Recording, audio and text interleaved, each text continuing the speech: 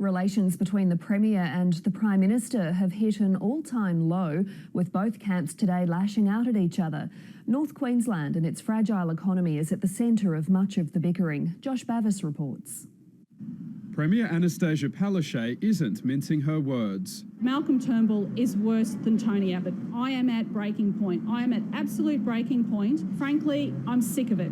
The Premier says the relationship has been deteriorating since the cyclone, when there was a fallout over disaster relief funding. It was compounded when the Prime Minister announced who would be leading the recovery task before the Premier had the chance to tell Queensland officials. There is nothing wrong with picking up a phone and for the Prime Minister actually say, Annastacia, I'd like to have a discussion with you about something that I believe is of interest to your state.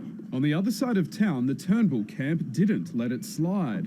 Today's outburst by Premier Palaszczuk was an embarrassing attempt, probably to try and claim some credit in the budget for decisions, I suspect, that have already been made around investing in infrastructure in Queensland. The Prime Minister also issued a statement saying the Premier's personal abuse will not distract my government from delivering for Queensland.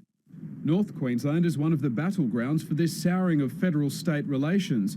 Federal Labor's support for Adani is waning, even though the state still supports it, depending on its viability. It will simply displace existing coal operations elsewhere in Australia. The economy can only be strong if we have a strong resources sector. And Labor has sat on the fence for too long. Instead, the state government is launching a feasibility study for a hydropower plant on Burdekin Falls Dam in North Queensland. And that's exactly what the Great Barrier Reef needs. It needs clean power coming into our grid. It doesn't need high carbon emissions for being locked in for a generation and a half. On another front, the Premier is also concerned Queensland will miss out on GST funding, with the federal government looking into a redistribution.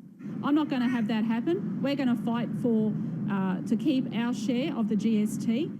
While the Premier and the Prime Minister took each other to task today, the state LNP made its own announcement, promising not to slash at the public service if it wins government at the next election. Under a Nichols LNP government, there will be no forced redundancies, and that is a 100% ironclad guarantee.